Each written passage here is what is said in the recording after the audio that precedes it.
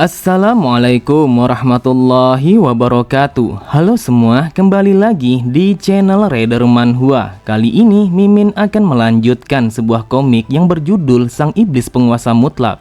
Dan apabila kalian masih bingung dengan alur ceritanya, kalian bisa cek deskripsi atau langsung saja menuju playlist yang ada di halaman channel ini untuk memulainya dari part 1.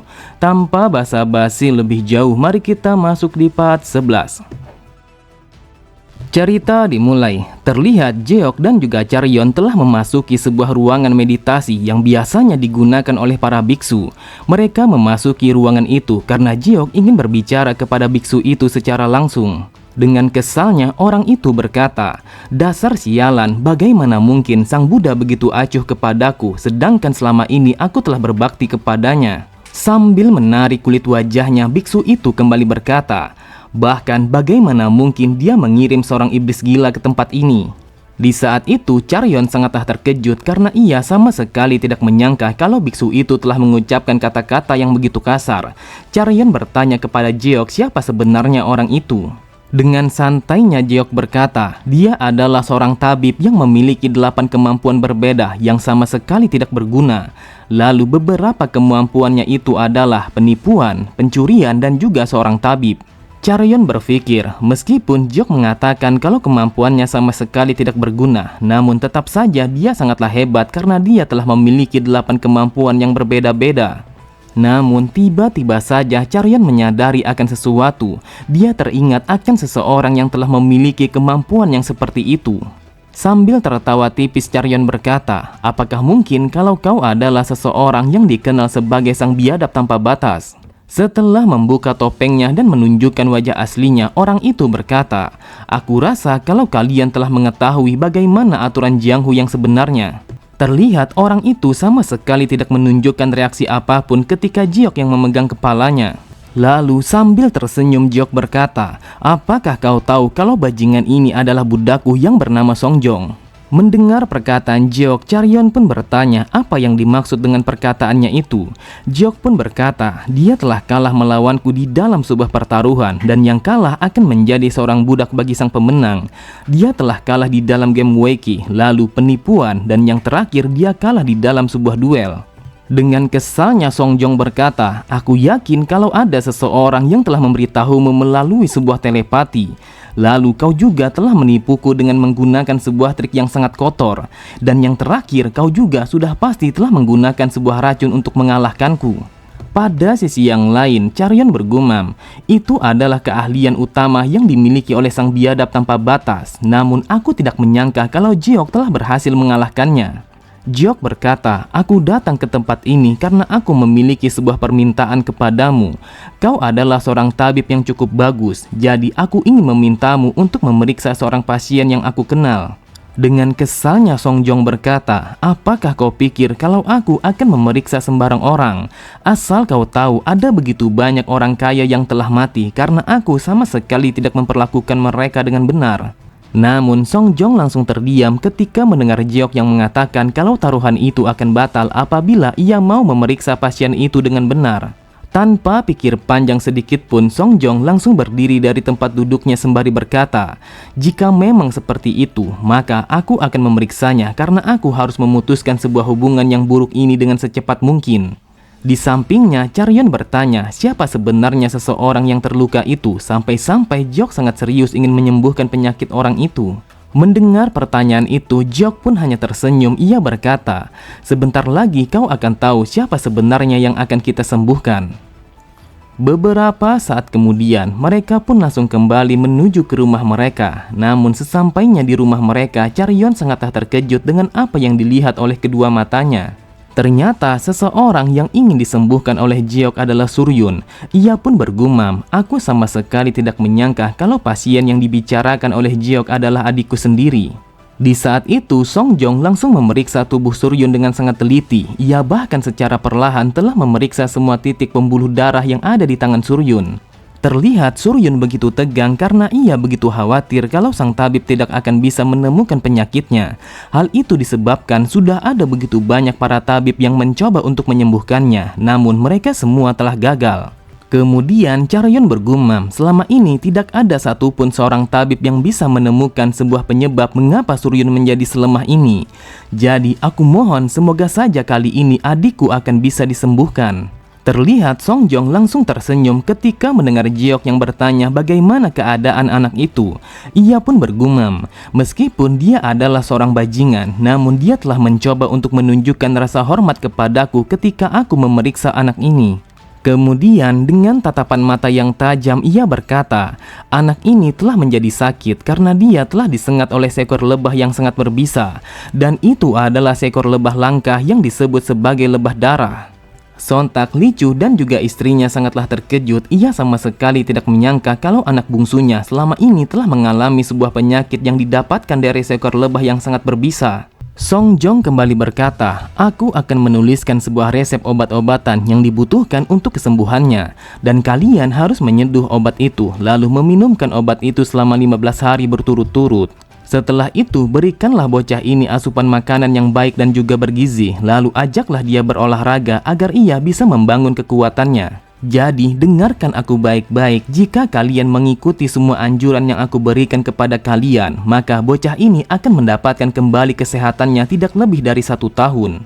Di saat itu, Charoyeon hanya terdiam. Ia tidak menyangka kalau harapannya untuk kesembuhan adiknya telah dikabulkan oleh sang dewa. Bahkan Charoyeon sama sekali tidak bisa mengucapkan sepatah kata pun karena rasa bahagianya telah tercampur dengan rasa haru yang bergejolak di dadanya. Seketika itu juga Lee Chu langsung berlutut di hadapan Song Jong. Ia sangat berterima kasih karena anaknya saat ini telah memiliki sebuah harapan untuk sembuh dari sebuah penyakit yang telah ia derita selama ini. Pada sisi yang lain, sang ibu berkata, wahai tuan muda, aku sangat berterima kasih kepadamu karena berkatmulah Suryun telah mendapatkan sebuah harapan untuk kesembuhannya. Jujur saja, kami sama sekali tidak pernah berpikir kalau sang tabib akan datang ke tempat ini. Jadi, kami berjanji suatu hari nanti kalau kami akan membalas kebaikan ini. Sambil tersenyum, Jeok berkata, Anda tidak usah berterima kasih kepadamu karena putri Anda lah yang telah berjuang dengan sangat keras. Dia bahkan telah mempertaruhkan nyawanya untuk bisa menemukan tabib itu. Setelah mengatakan itu, Jeok pun langsung melemparkan pandangannya kepada Charoyeon. Lalu ia kembali berkata, Charoyeon, semua ini adalah karenamu dan kau telah berjuang dengan sangat keras untuk bisa menyembuhkan adikmu itu. Seketika itu juga Charoyeon langsung meneteskan air matanya. Ia sama sekali tidak menyangka kalau Jeok selama ini telah membantunya di dalam segala hal. Terlihat suasana di dalam ruangan itu menjadi semakin haru. Mereka begitu bahagia karena Suryun telah menemukan sebuah obat yang bisa menyembuhkannya dari sebuah penyakit yang selama ini telah ia derita selama bertahun-tahun. Beberapa saat kemudian, Jeok pun langsung mengantar Song Jong menuju pintu gerbang. Lalu sambil memberi hormat, Jeok berkata, wahai senior, aku minta maaf atas segalanya yang telah aku perbuat kepadamu selama ini. Jadi Anda bisa pergi sekarang juga. Song Jong berkata, kau adalah orang yang sangat baik, bahkan akan sangat menyenangkan apabila berada di sekitarmu. Namun dengan tatapan mata yang tajam, Song Jong melanjutkan kata-katanya, aku yakin kalau ini bukanlah sebuah alasan yang sebenarnya mengapa kau menemuiku secara langsung. Jeok pun berkata, pada awalnya aku sangat membutuhkanmu, bahkan aku pun telah melakukan dengan segala cara untuk bisa mendapatkanmu agar aku bisa mendominasi dunia ini. Namun karena ini hanya ada 2 pilihan saja, aku rasa kalau kehidupan anak itu jauh lebih baik. Mendengar perkataan Jeok, Song Jong berkata, apakah kau tahu kalau 3 tahun yang lalu kau hanyalah seorang bocah nakal yang sangat ceroboh. Akan tetapi saat ini kau telah mementingkan sebuah nyawa dari seorang anak. Dulunya kau mengatakan kalau impianmu adalah untuk menciptakan Jiang Hu ini menjadi yang terhebat. Di saat itu aku berpikir kalau itu adalah sebuah perkataan bodoh yang telah diucapkan oleh seorang anak kecil.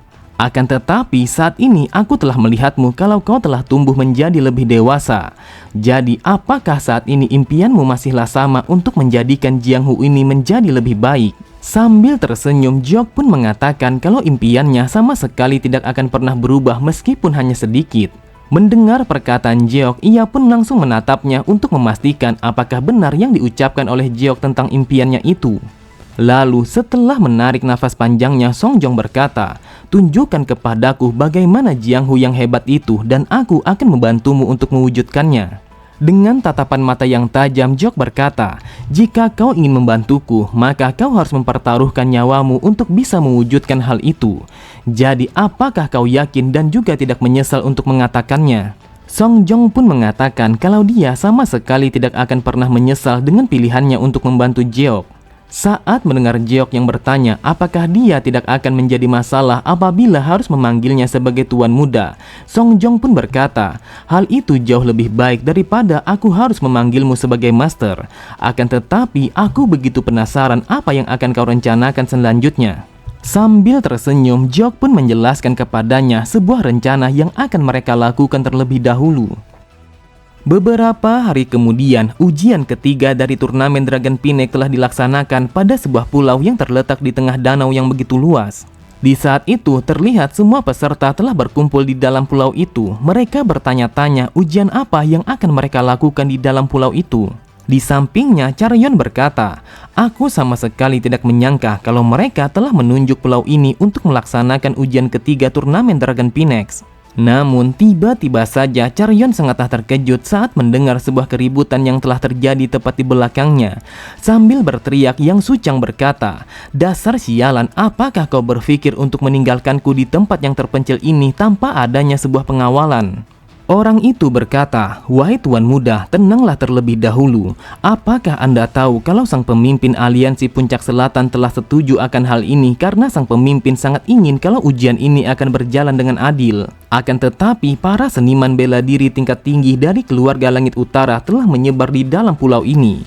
Jadi Anda tidak usah terlalu berlebihan khawatir seperti ini." Melihat keributan itu, Jeok pun hanya tertawa. Ia berkata, "Lihatlah bocah itu, mereka adalah sekumpulan orang-orang yang belum dewasa. Jadi sampai kapanpun mereka sama sekali tidak akan pernah berubah." Di saat itu, Chaeryeon begitu khawatir. Ia bertanya apakah mereka akan baik-baik saja untuk melewati ujian itu di dalam pulau ini. Jeok berkata, para seniman bela diri dari keluarga Langit Utara yang disebutkan oleh orang itu secara tidak terduga kalau mereka cukuplah terampil. Jadi, dengarkan aku baik-baik kalau kita sama sekali tidak boleh lengah. Apakah kau tahu pada Jianghu ini dalam satu momen kecerobohan akan bisa membuatmu menjadi terbunuh? Dan juga sebuah masalah biasanya akan selalu datang pada waktu yang seperti ini.